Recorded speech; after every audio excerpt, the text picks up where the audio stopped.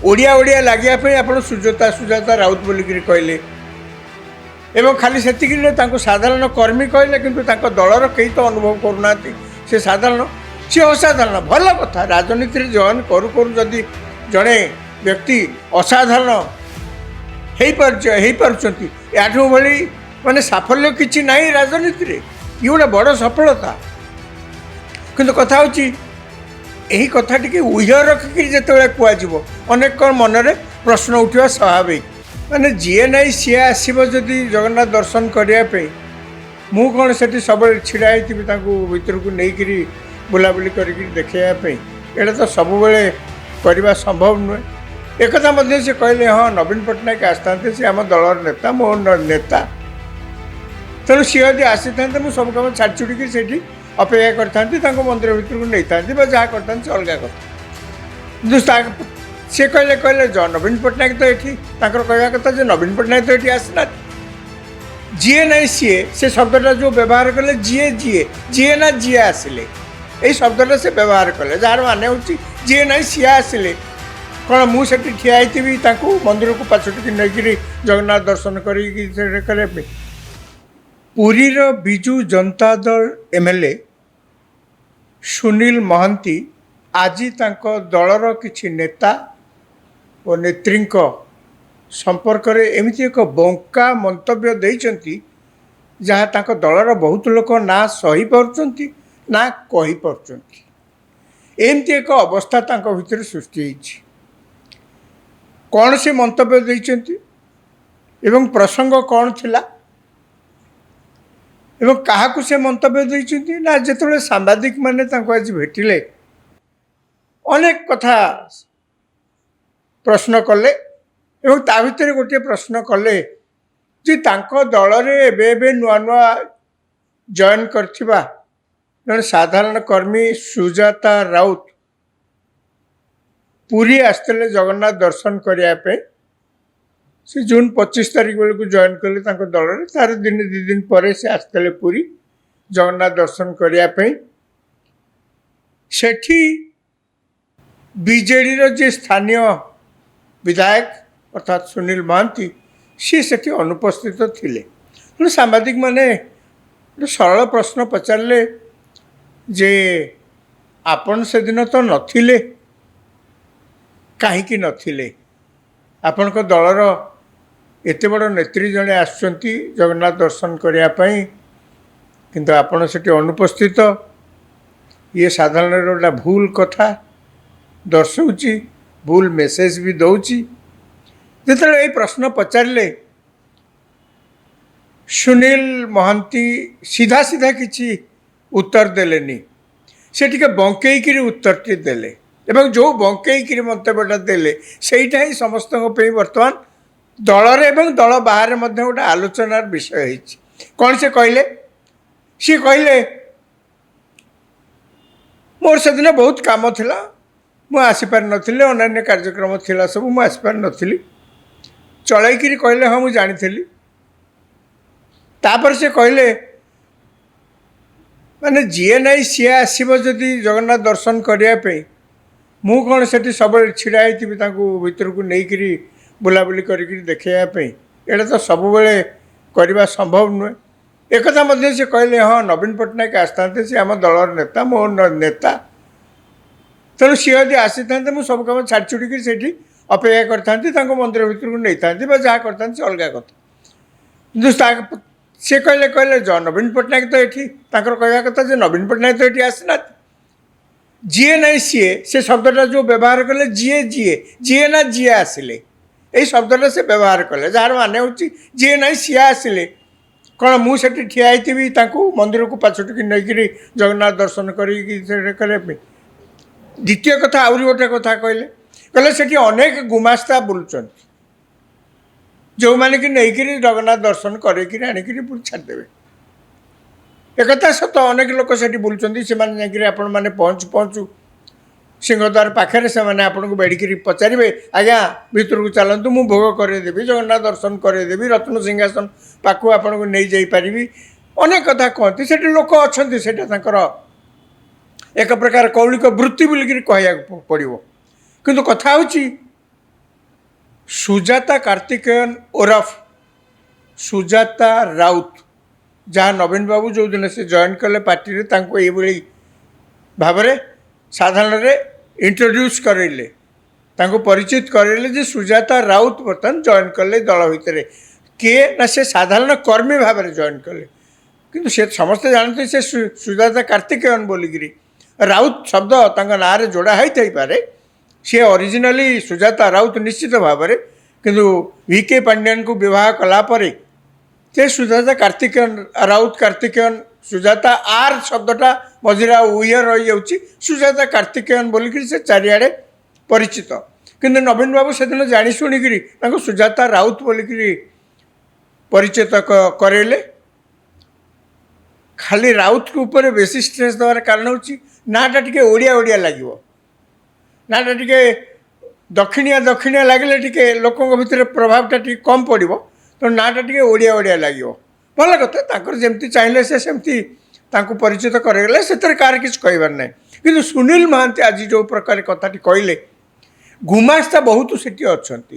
ପ୍ରଥମ କଥା, ସୁଜାତା ରାଉତ ନବୀନ ପଟ୍ଟନାୟକଙ୍କ ଭାଷାରେ ଜଣେ ସାଧାରଣ କର୍ମୀ ଭାବରେ ବିଜେଡ଼ିରେ ଜଏନ୍ କରିଥାଇପାରନ୍ତି, କିନ୍ତୁ ସୁଜାତା ରାଉତ ସତରେ କ'ଣ ସାଧାରଣ?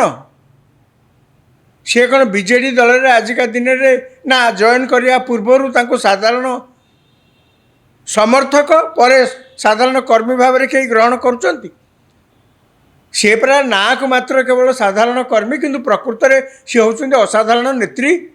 ବର୍ତ୍ତମାନ ଚାରିଆଡ଼େ ତାଙ୍କ ଦଳ ଭିତରେ ଆଲୋଚନା ପଡ଼ିଛି ଯେ ନବୀନ ପଟ୍ଟନାୟକଙ୍କ, ଯଦି ନବୀନ ପଟ୍ଟନାୟକ ଭବିଷ୍ୟତରେ କେବେ ସରକାରକୁ ଆସନ୍ତି, ତାହେଲେ ସୁଜାତା ରାଉତ ସିଏ ପ୍ରକୃତରେ ସରକାର ଚଳାଇବେ। ତାମାନେ ନବୀନ ପଟ୍ଟନାୟକ ବଦଳରେ ବର୍ତ୍ତମାନ ସିଏ ହେଉଛନ୍ତି ଦଳର, ତାଙ୍କରି ଉପସ୍ଥିତିରେ ସିଏ ହେଉଛନ୍ତି ଦଳର ବର୍ତ୍ତମାନ ସର୍ବେସର୍ବା, ଯେମିତି ଭିକେ ପାଣ୍ଡିଆନ ଥିଲେ। ତେଣୁ ତାଙ୍କୁ ଯେତେବେଳେ ଇଏ କହୁଛନ୍ତି ଯେ ଯିଏ ନାହିଁ ଯିଏ ଆସିଲେ ମୁଁ କ'ଣ ତାଙ୍କୁ ନେଇକିରି ଯିବି ବୋଲିକିରି, କଥାଟା ଟିକେ ତେର୍ଛା ବାଣ ନିଶ୍ଚିତ ଭାବରେ।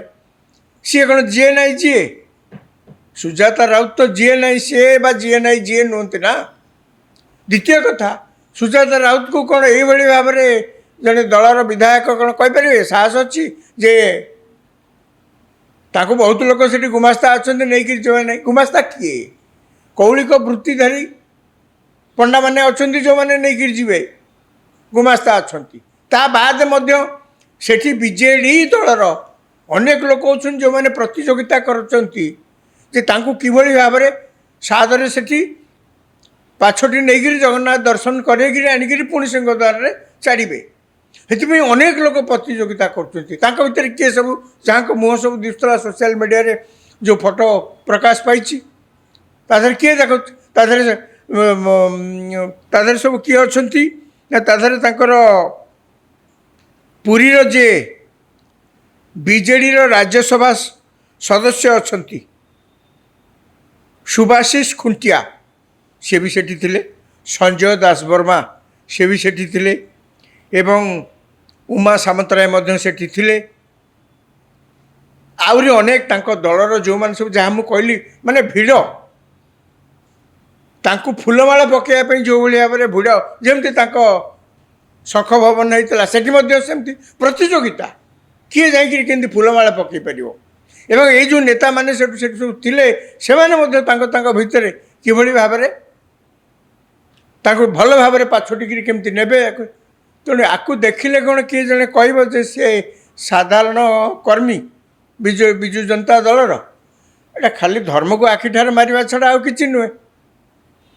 କହିବା କଥା ଯେ ତାଙ୍କ ଦଳରେ ଯିଏ ଯେଉଁ ରାଜନୈତିକ ଦଳରେ ଯିଏ ବି ଜଏନ୍ କରନ୍ତୁ, ତାଙ୍କ ଦଳ ତାଙ୍କୁ ଯେଉଁ ଡେଜିଗ୍ନେସନ୍ ଦେଉନା କାହିଁ, ଯେଉଁଭଳି ଭାବରେ ପରିଚିତ କରାନ୍ତୁ ନା କାହିଁ, କାହାର ସେଥିରେ କିଛି କହିବାର ନାହିଁ।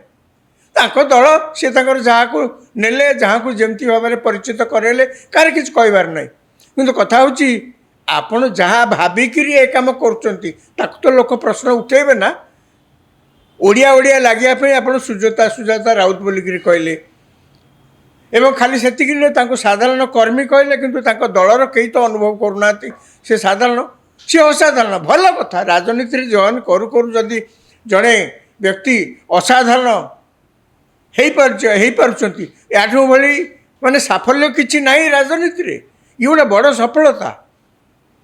କିନ୍ତୁ କଥା ହେଉଛି ଏହି କଥା ଟିକେ ଉହ୍ୟ ରଖିକିରି ଯେତେବେଳେ କୁହାଯିବ ଅନେକ ମନରେ ପ୍ରଶ୍ନ ଉଠିବା ସ୍ୱାଭାବିକ।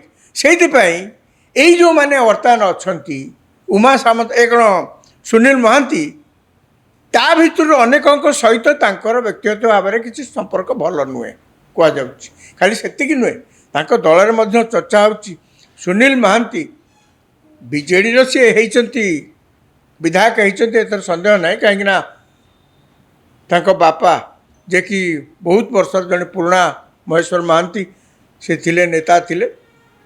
ସିଏ ଚାଲିଗଲା ପରେ ସ୍ୱଭାବତଃ ତାଙ୍କ ପୁଅଙ୍କ ପ୍ରତି ସାଧାରଣରେ ଗୋଟେ ସମ୍ବେଦନଶୀଳତା ବଢ଼ିଥିଲା। ତେଣୁ ବିଜେଡ଼ି ଚାହିଁଲା ଯେ ତାଙ୍କୁ ସେଠି ବିଧାୟକ ଟିକେଟ୍ ଦେଲେ ଆମେ ଅନ୍ତତଃ ଗୋଟେ ସିଟ୍ ନିଶ୍ଚିତ ଭାବରେ ପାଇବା, ପାଇଲେ ମଧ୍ୟ।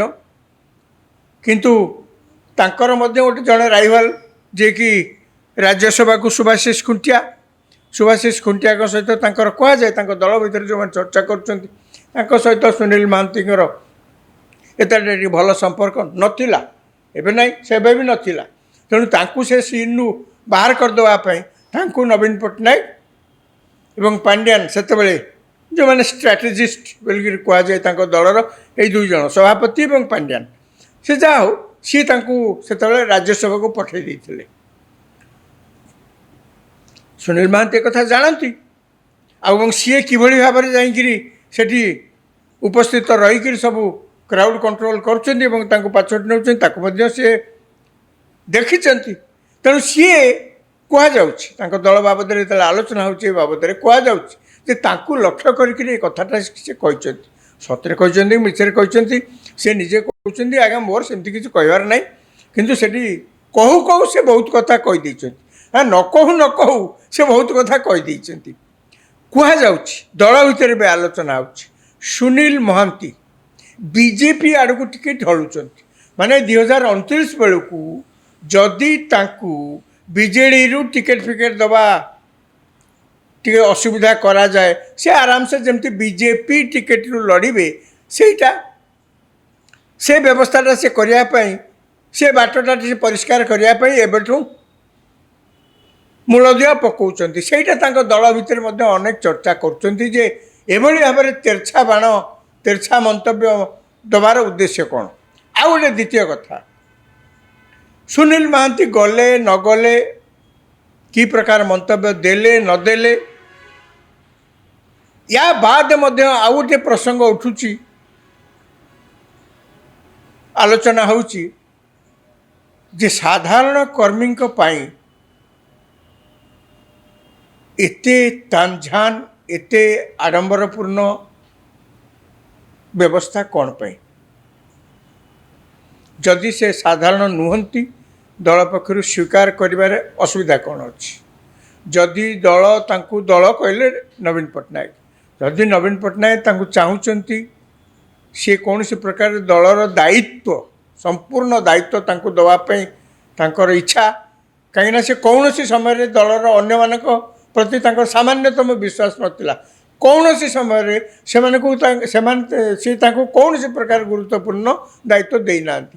ଯଦି ସୁଜାତା ରାଉତକୁ ଦେବାର ଅଛି, ଦାୟିତ୍ୱ ଦେବାର ଅଛି, ଯାହା ତାଙ୍କ ଦଳ ଭିତରେ ଚାରିଆଡ଼େ ଆଲୋଚନା ହେଉଛି, ଦେଉନାହାନ୍ତି କାହିଁ? ଉହ୍ୟ ରଖିକିରି କାହିଁ କହୁଛନ୍ତି? ଯେଉଁଥିପାଇଁ ଯେଉଁଦିନ ସେ ଦଳରେ ଜଏନ୍ କଲେ ଅନେକ ବରିଷ୍ଠ ନେତା, ପରବର୍ତ୍ତୀ ସମୟରେ ସେମାନେ ବହୁତ କିଛି ଦଳର କ୍ଷତି କଲା ଭଳିଆ ତାଙ୍କ ପାଖରେ ସାମର୍ଥ୍ୟ ନାହିଁ, ଏକଥା ସମସ୍ତେ ଜାଣନ୍ତି। କିନ୍ତୁ ସହିପାରୁନାହାନ୍ତି, କହିପାରୁନାହାନ୍ତି, ସେ ତ ଅଲଗା କଥା, କିନ୍ତୁ ସହିପାରୁନାହାନ୍ତି। ଗଲେ ନାହିଁ ସେଦିନ, ଯେଉଁଦିନ ସେ ଜଏନ୍ କଲେ ଦଳରେ, ସେଦିନ ଏମାନେ ଗଲେ ନାହିଁ। କିଛି ତା ଭିତରୁ କିଛି ଲୋକଙ୍କୁ ସୁଜାତା ରାଉତ ଏହା ଭିତରେ ଭେଟି ତାଙ୍କ ମାନଭଞ୍ଜନ କରିବାକୁ ଚେଷ୍ଟା କରିଛନ୍ତି, ସମର୍ଥ ମଧ୍ୟ ହେବେ, ଏଥିରେ ସାମାନ୍ୟତମ ସନ୍ଦେହ ନାହିଁ। ସେଥିଲାଗି ମୁଁ କହିଲି, ଯେଉଁମାନେ ସେଦିନ ସହିପାରୁନାହାନ୍ତି, କହି ତ ପାରୁନାହାନ୍ତି, କିନ୍ତୁ ସହିପାରୁନାହାନ୍ତି ବୋଲି ଗଲେନି, ତାଙ୍କ ଭିତରେ ସେ ପ୍ରକାର ସାମର୍ଥ୍ୟ ନାହିଁ, ତାଙ୍କ ଭିତରେ ସେ ପ୍ରକାର ସତ୍ସାହସ ନାହିଁ ମୁହଁ ଖୋଲି କିଛି କହିବା ପାଇଁ, କାମରେ କରି ଦେଖାଇବା ତ ଦୂରର କଥା।